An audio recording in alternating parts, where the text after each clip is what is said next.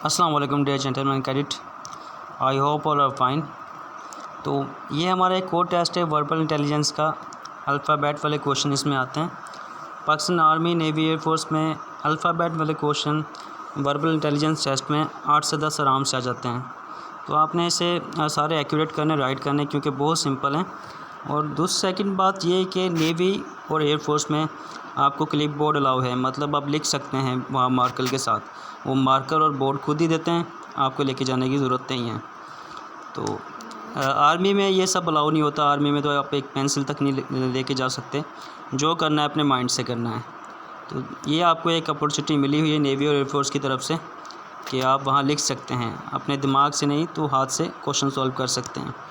बहुत simple question. जैसे ही आप वहाँ टेस्ट सेंटर के अंदर जाएंगे तो आपने अपने टेस्ट स्टार्ट करने से पहले वहाँ जो छोटा सा वाइट बोर्ड मिला होगा, तो आपने क्या करना है, उसके ऊपर ABC लिख लेनी है, A से लेकर Z तक।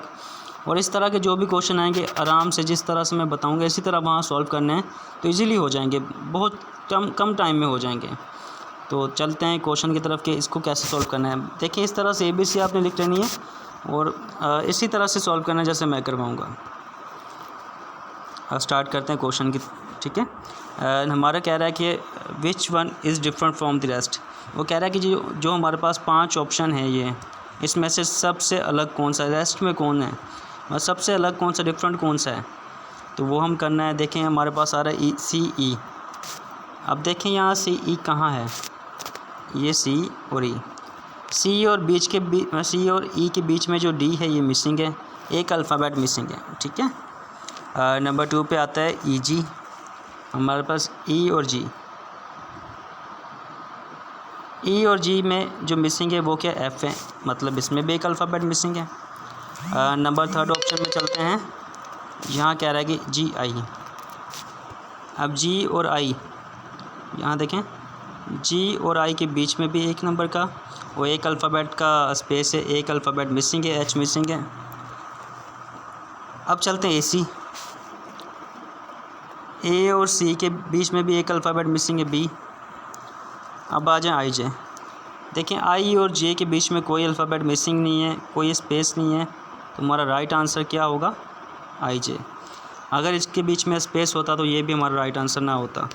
तो अब देखें, इसके बीच में कोई स्पेस नहीं है, डायरेक्ट I के बाद डायरेक्ट G आ रहा है। तो जितने हमारे पास ऑप्शन थे सारों में स्पेस था, और ये जो हमारा 5th आंसर था E, इसमें कोई स्पेस नहीं था। तो हमारे पास राइट आंसर क्या है, I और J। थैंक यू, अल्लाह हाफ़िज़। इसी तरह से प्रैक्टिस करेंगे, जितनी आप इंटेलिजेंस की प्रैक्टिस करेंगे उतना आपके लिए बेनिफिट है इस चीज़ का। आपको प्रैक्टिस से पता लगेगा, जब आप यहाँ प्रैक्टिस अपनी अच्छी रखेंगे तो वहाँ आपको टेस्ट आसान लगेगा। जितनी हो सकती है आपसे प्रैक्टिस करें। प्रैक्टिस करने से आपका ये है कि आपका माइंड फ्रेश हो जाएगा, वहाँ जाके आप पैनिक नहीं होंगे, कूल डाउन रहकर, क्योंकि आपने ये सवाल किए होंगे तो वहाँ भी इसी तरह के सवाल आएंगे, तो आप इजीली वहाँ कर जाएंगे। थैंक यू, अल्लाह हाफ़िज़।